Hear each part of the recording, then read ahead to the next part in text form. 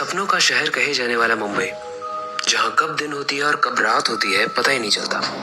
राहुल का कुछ दिन पहले ही ब्रेकअप हुआ था। उसे काफी लोनली फील हो रहा था, किसी चीज में मन नहीं लग रहा था। इसीलिए राहुल के दोस्त उसको एक दिन घूमने का प्लान बनाते हैं ताकि उसका मन बहल जाए। काफी प्लेसेस घूमते हैं, लेकिन फाइनली वो पहुंच जाते हैं मुंबई के संजय गांधी नेशनल पार्क में। नेशनल पार्क पहुंचते ही राहुल को काफी ज्यादा अच्छा लगता है। काफी दिन बाद उसके चेहरे पर स्माइल आई थी। उसे बहुत पीसफुल फील हो रहा था। वो नेचर की ब्यूटी में इतना खो गया था कि कब पूरा दिन बीत जाता है उन्हें पता भी नहीं चलता। राहुल के दोस्त उससे कहते हैं कि राहुल, रात होने वाली है, चलो अब इतना देर तक रुकना सही नहीं है, तुम लोग जाओ, सुबह ऑफिस भी है, मैं थोड़ा और देर रुकना चाहता हूँ यहाँ पे। कुछ देर बैठने के बाद राहुल अब ये डिसाइड करता है कि रात के 11 बज गए हैं, अब घर की तरफ चलते हैं। अपने घर की तरफ जाने लगता है, तभी उसकी बाइक अचानक से खराब हो जाती है। इधर उधर देख रहा होता है ताकि कोई जाता हुआ उसकी हेल्प कर दे, लेकिन तभी उसकी नजर एक लड़की पर पड़ती है जो बहुत दूर से आ रही थी। और देखते ही देखते वो एकदम से राहुल के पास आ जाती है और वो कहती है कि क्या आप मुझे एक प्लेस तक छोड़ दोगे? लेकिन वो मन ही मन सोच रहा होता है मैं इसे छोड़ूं कैसे, क्योंकि मेरी बाइक तो खराब है। तभी वो बाइक को जब वापस चालू करता है तो बाइक चालू हो जाती है। गाइस, अब सीन कुछ ऐसा है कि वो लड़की राहुल के पीछे बैठी है और राहुल को गर्मी में भी ठंड का एहसास हो रहा है क्योंकि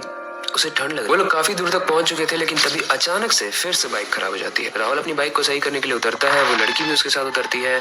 लड़की वहीं पे खड़ी रहती है राहुल को बाइक ठीक करता देखने के लिए। अब सीन कुछ ऐसा है कि राहुल जैसे अपनी बाइक को ठीक कर रहा है, उसकी नजर टायर पर पड़ती है और टायर से थोड़े से राइट में वो लड़की भी खड़ी थी, उसी पर उसकी नजर पड़ती है। लेकिन राहुल देखता है कि उस लड़की के पैर मुड़े हुए हैं और काले हैं और बहुत भयानक है। समझ ही नहीं आया कि अब क्या करना है, क्योंकि वो ऐसा दिखा भी नहीं सकता था कि वो समझ गया है कि वो आत्मा के सामने। राहुल की बाइक जैसे ही ठीक होती है वो बाइक पर बैठता है और फिर पीछे उसकी आत्मा बैठ जाती है। अब राहुल बहुत सहमा हुआ है। बाइक चल तो रही है, लेकिन उसकी दिल की धड़कन से ज्यादा तेज नहीं चल रही। राहुल अपनी बाइक के लेफ्ट वाले रियर मिरर में देखता है तो उस आत्मा का मुंह जैसे वो अपनी आंखों से देख रहा था वैसा नहीं था, बहुत डरावना था। उसकी एक आंख उसकी बॉडी से निकली हुई थी और मुंह पूरा जला हुआ था, बहुत डरावना फील हो रहा था। शीशे में उसकी पूरी बॉडी जलती हुई दिख रही थी, लेकिन जैसे ही राहुल डर के पीछे देखता है वो देखता है कि वही नॉर्मल खूबसूरत लड़की बैठी है जो उसकी एक्स की तरह दिखती है। राहुल को एक आइडिया आता है, वो अपनी बाइक को रोकता है, बाइक को खराब होने की एक्टिंग करता है और जैसे ही आत्मा उतरती है वो फुल गियर में धोती उठा के अपनी बाइक को लेके भाग जाता है। उसे लगता है वो काफी दूर जा चुका है, अब उसके पीछे कोई भी आत्मा नहीं आ रही है। लेकिन वो जैसे ही अपने लेफ्ट रियर मिरर में देखता है वो देखता है कि उल्टे पैरों से भागती हुई वो आत्मा उसके जस्ट